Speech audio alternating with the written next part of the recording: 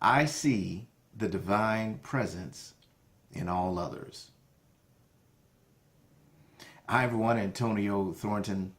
It's February 8th, day number 39 of 365 Science of Mind, and today's lesson is I see the divine presence in all others. And the quote for today, I'm going to choose actually a single word, a word that you probably heard many occasions, but I think really personifies and encapsulates this lesson, and that word is namaste, which you've probably heard said the meaning multiple ways. The God in me sees the God in you, the God in me greets the God in you, or salutes the God in you. You've maybe heard that multiple ways, but they pretty much all say the same thing, and definitely encapsulates this lesson. So the text reads here, the best way to make friends is to realize that we meet life in everyone. The God in us meets the God in others. Proclaiming the divine presence, believing in it, we shall meet it. Love will find a perfect way. Our faith in the divine presence in others will overcome the fear of being misunderstood or hurt. You know what? I'm just going to read that again. Our faith in the divine presence will overcome, in others rather, will overcome the fear of being misunderstood or hurt. Now I'm going to come back to that. If the mind is calm and serene, there will be less liability towards pain. I'm going to skip down a little further here and read, confidence and love alone cast out fear, and the person without fear is the only truly whole person, and it's ours to decide whether we shall live in fear or live in faith. Let us decide to live in faith. And the affirmation, I'm going to skip down to the affirmation meditation for today. It says to find, well, no, actually, it's not the meditation. To find peace in the midst of confusion. I want to read this before I get to the affirmation. We must realize our center in pure spirit. Okay, let me read that again. To find peace in the midst of confusion, we must realize our center in pure spirit. Now I'll get into the affirmation. I know that God is within me. I know that the spirit within me is perfect. I enter into its peace and am secure in its protection. The unerring judgment of divine intelligence directs my way. The presence of love uplifts me and lights my life today.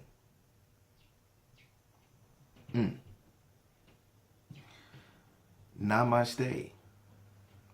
The God in me meets the God in you. And let's read this one sentence again. I know I read it twice already, but this is really powerful. Our faith in the divine presence in others will overcome the fear of being misunderstood or hurt. So, what can we glean from that? Seeing, acknowledging, and being with the presence of the divine in everyone we encounter. In everyone we encounter. And when we are able to see the divine in everyone we encounter, we then eliminate fear, misunderstanding, hurt. You know, a friend of mine, good friend of mine, and I were having a business conversation, and of course all conversations are spiritual conversations, but we were talking about business in particular, and she had mentioned that she was afraid to make some phone calls to some people. And I said, well, why are you afraid to make those phone calls? And she thought about it. She says, well, it's really just a fear of rejection. I just don't want to get rejected, etc. And you know, from my sales background, I know rejection does not exist. Rejection is just a construct, and there's both physical and non-physical, spiritual ramifications to that statement.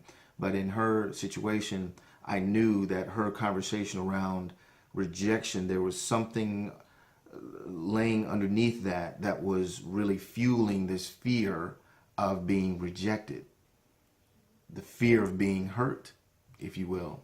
And after kind of doing some digging, and not to get into all the specifics of the business conversation, we really found out that there was some I guess I'll say just some lack of some confidence around some service offerings that she had, and that was really what was driving the fear of rejection, not necessarily rejection itself.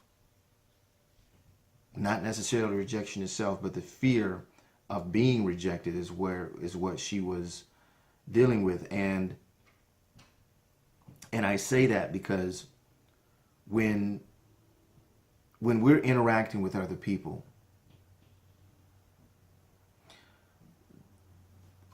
the things they say are just the thing.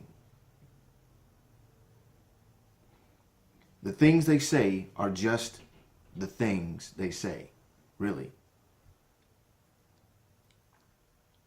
And what do I mean by that?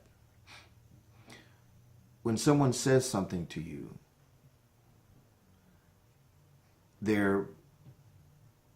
our job is to hear that thing from a blank slate. But what ends up happening is that they pass us a blank slate, which is the thing, and then we paint it with our own picture of our history, our backgrounds, what other people have meant when they said the thing. But when a person says a thing, the thing is what they said. I like that. When a person says a thing, the thing is what they said. They didn't say anything else other than what they said. We choose to layer it. We choose to cover it. We choose to paint over what they may have said with our interpretation of what they said, our belief of what they said, our past history of someone having said something similar. And that is where we can create fear, we can create misunderstanding on our own by not seeing the God in them, by seeing them as we've seen other people in the past.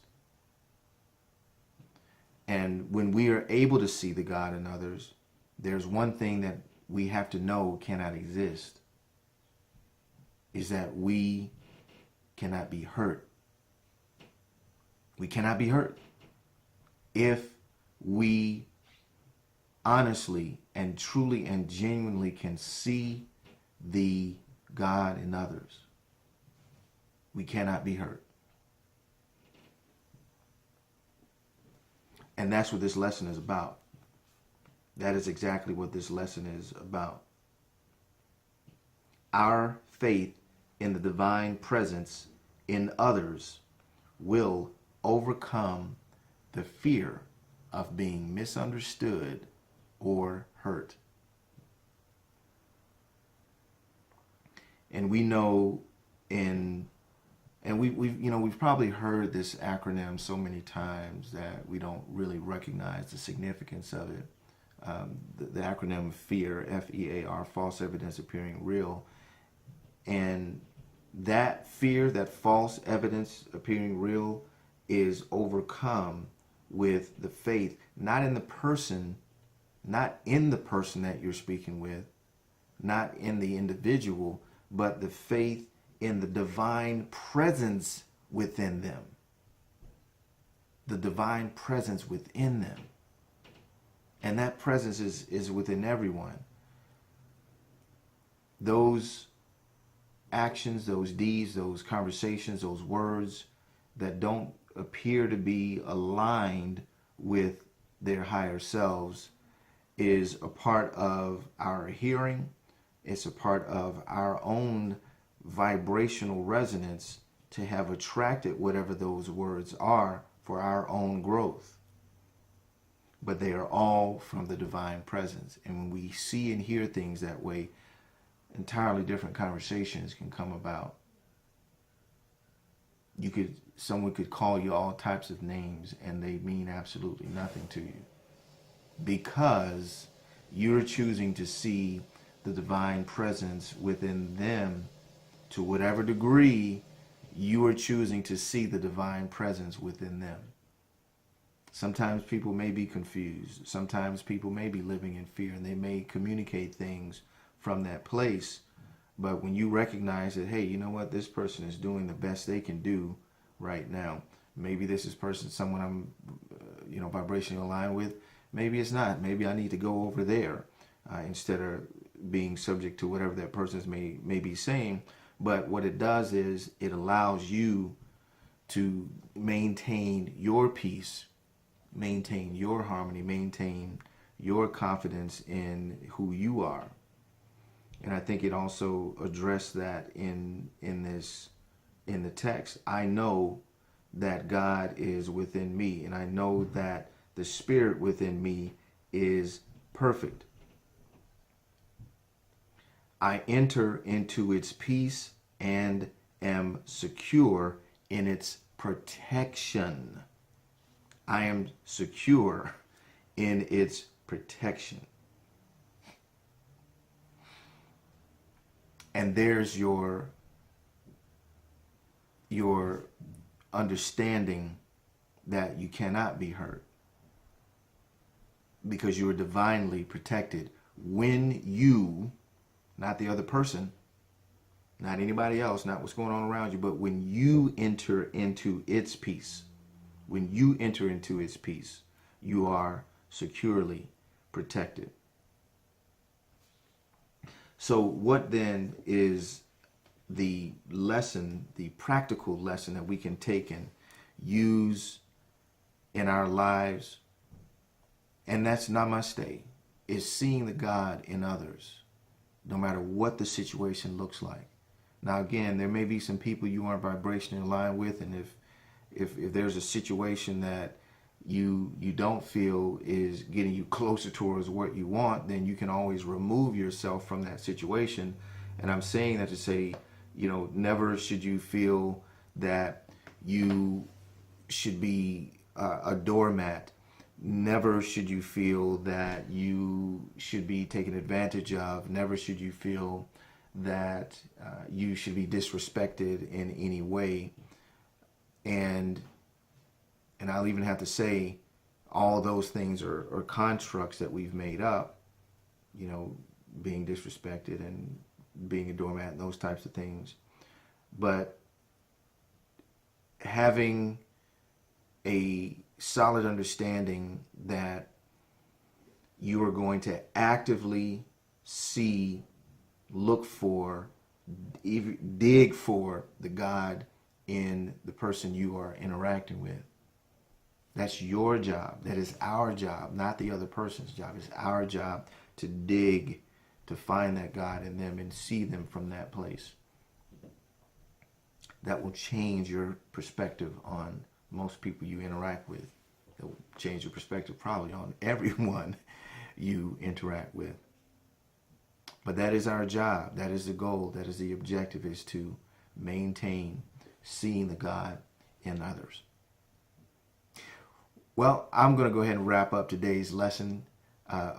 Thank you so much again for joining me on this journey, 365 days of science of mind. And I look forward to seeing you guys tomorrow. Take care. We'll see you soon.